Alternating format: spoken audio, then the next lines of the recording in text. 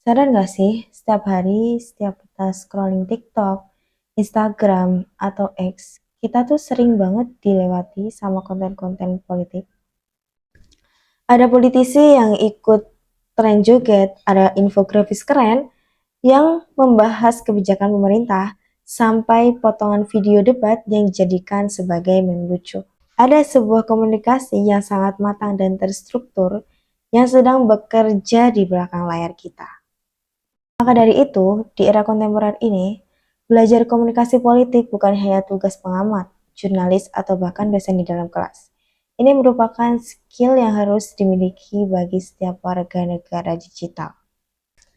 Karena komunikasi politik ialah realitas dinamis yang ikut menentukan kemana arah bangsa ini akan berjalan, kebijakan apa yang akan diperbuat, dan bagaimana opini publik mempengaruhi kita setiap harinya. Halo, perkenalkan aku Salma Nur Rahma Wahida, mahasiswi program studi komunikasi dan penyiaran Islam dengan NIM 241211039. Sebenarnya apa sih pengertian dari komunikasi politik itu? Kalau kita bedah dari namanya, ini merupakan gabungan dari dua ilmu besar, yakni ilmu komunikasi dan ilmu politik.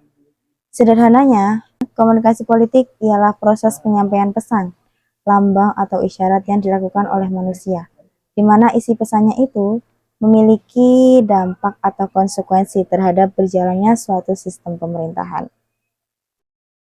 Jadi jika obrolannya menyangkut soal kebijakan negara, kritik undang-undang, atau ajakan memilih calon pemimpin, nah itu sudah merupakan ranah komunikasi politik. Para ahli di kampus sering bilang kalau komunikasi politik itu memiliki salah satu ciri khas utama yang membedakannya dengan komunikasi jenis lain, yaitu adanya tujuan kekuasaan atau alokasi nilai-nilai publik. Menurut salah satu pakar terkenal, komunikasi politik itu bukan cuma soal perkataan, tapi juga soal siapa yang berbicara, saluran apa yang dia pakai, kepada siapa dia berbicara, dan apa efek nyata yang ditimbulkan bagi masyarakat luas. Jadi kesimpulannya, komunikasi politik itu bukan sekedar berpidato di atas panggung, namun segala bentuk penyampaian informasi baik itu tulisan, video pendek, gambar, bahkan simbol pakaian yang dipakai politisi selama tujuannya untuk mencari pengaruh, merebut atau mempertahankan kekuasaan, serta mengatur urusan masyarakat. Itu semua merupakan bagian utuh dari pengertian komunikasi politik. Beranjak dari pengertian tadi, kita jadi bisa melihat dengan jelas fondasi utama yang membangun komunikasi politik. Secara mendasar, aktivitas ini hanya melibatkan interaksi antara tiga komponen penting. Yang pertama adalah aktor politik. Mereka ini subjeknya seperti partai politik, calon legislatif, presiden atau kelompok kepentingan. Yang kedua adalah media massa atau saluran, yaitu wadah tempat pesan itu dialirkan. Dan yang ketiga adalah halayak atau publik, yaitu kita semua sebagai masyarakat sekaligus pemilik hak suara. Jembatan utama yang menghubungkan aktor politik dengan halayak luas ialah media. Kalau kita kilas balik ke era media konvensional, seperti koran, radio, atau televisi, arus komunikasi politik itu sifatnya hanya satu arah. Para tokoh politik berbicara di TV dan kita di rumah hanya bisa menonton secara pasif tanpa bisa memberikan umpan balik langsung saat itu juga. Di era tersebut berlaku yang namanya teori agenda setting. Teori ini menjelaskan bahwa media massa memiliki kekuatan besar untuk menentukan apa yang penting bagi masyarakat. Jika berita utama di TV sudah bilang suatu isu itu darurat, maka opini publik di rumah juga ikut menganggap isu itu penting. Namun sekarang semenjak media sosial lahir, aturan mainnya berubah total. Media sosial berhasil mendemokratisasi ruang publik kita. Arus komunikasi nggak lagi satu arah, melainkan multi arah atau dari segala arah. Siapapun kita bisa langsung memberikan umpan balik, bikin konten tandingan, atau mengkritik pejabat publik secara langsung. Namun media sosial ini dikendalikan oleh algoritma yang cenderung menyuapi kita dengan konten-konten yang searah dengan minat kita saja. Efek sampingnya terbentuklah apa yang disebut dengan echo chamber atau ruang gema. Kita jadi terjebak hanya mendengarkan opini dari kelompok yang sefrekuensi, merasa kubu kita paling benar, dan akhirnya polarisasi di masyarakat jadi makin tajam.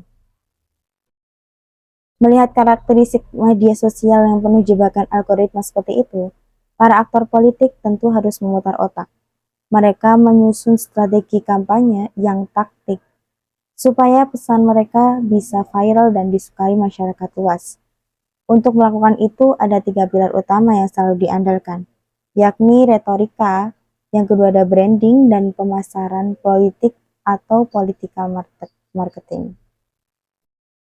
Pertama kita lihat dari aspek retorika. Retorika merupakan seni memersuasi lewat kata-kata. Retorika yang sukses harus mampu menyeimbangkan 3 unsur. Unsur yang pertama yakni logos atau argumen yang masuk akal. Yang kedua ada etos atau kredibilitas si pembaca. Dan yang paling laku di media sosial yaitu pathos alias permainan emosi. Politisi bakal berusaha membuat kita merasa terharu, merasa kasihan, bangga, atau bahkan merasa takut supaya kita hanyut dalam narasi mereka. Kedua, retorika ini dibungkus rapi melalui branding politik.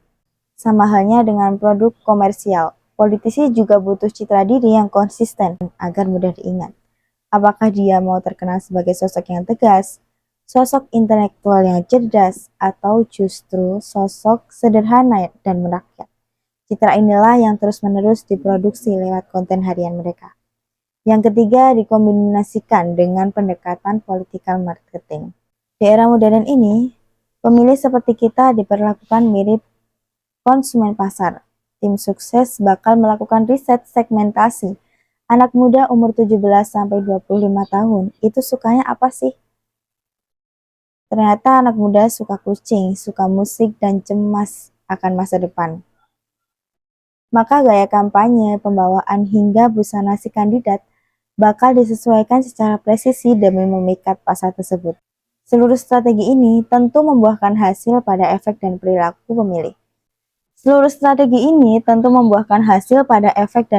pemilih. Komunikasi politik yang kita konsumsi setiap hari secara langsung membentuk budaya politik masyarakat. Apakah kita akan tumbuh menjadi pemilih rasional yang fokus pada visi misi, pemilih emosional yang cuma melihat kesukaan pribadi pada sosok tokoh, atau justru menjadi pemilih apatis alias golput karena merasa lelah melihat drama politik? Mari kita bedah contoh kasus yang paling hangat, yakni fenomena kampanye lewat TikTok dan penggunaan teknologi AI atau kecerdasan buatan di pemilu 2024 kemarin. Untuk poin pertama, kita menggunakan kacamata branding politik dan pengertian pesan. Kita bisa melihat transformasi citra diri yang radikal dari salah satu pasangan calon presiden. Sosok yang di pemilu-pemilu sebelumnya dicitrakan sangat kaku, tegas, dan kental dengan latar belakang militer. Didekonstruksi total di pemilu 2024 menjadi sosok bapak-bapak yang gemoy, lucu, menggemaskan, dan ramah anak muda. Pesan-pesan politik yang biasanya disampaikan lewat pidato berjam-jam yang berat dipotong menjadi konten video berdurasi 15 detik yang isinya cuma joget santai mengikuti musik yang lagi tren di TikTok. Strategi ini berhasil menyentuh aspek pathos atau emosi pemilih muda, membuat politik yang tadinya kaku jadi berasa ramah dan menghibur. Poin kedua, kita lihat dari sisi dinamika media. Strategi ini memanfaatkan betul perubahan cara konsumsi informasi generasi Z dan milenial yang sudah mulai meninggalkan televisi konvensional dan beralih total ke handphone. Algoritma FYP di TikTok bertindak sebagai mesin distribusi pesan yang luar biasa masif. Hebatnya lagi, kampanye ini sifatnya partisipatif.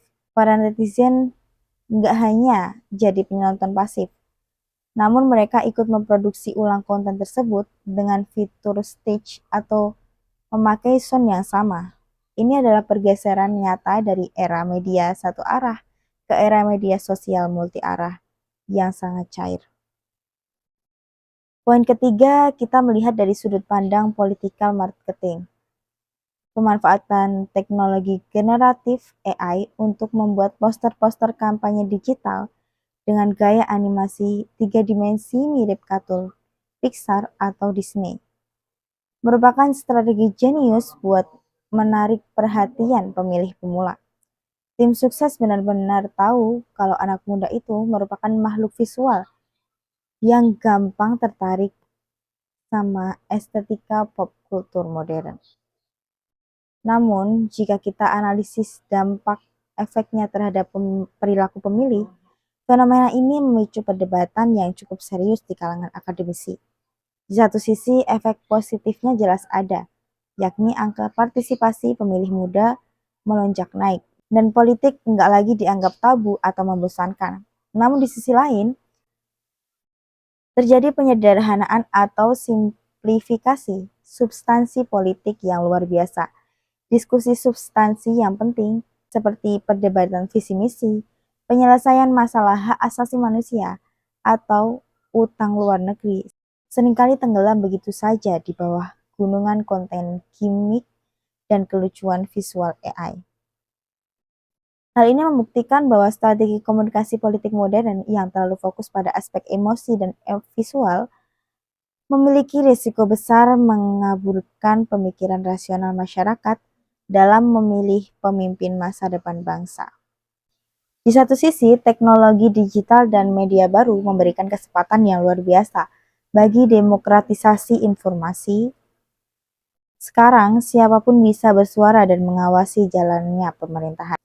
Tapi di sisi lain, kita juga menghadapi ancaman nyata yang belum pernah ada di generasi sebelumnya.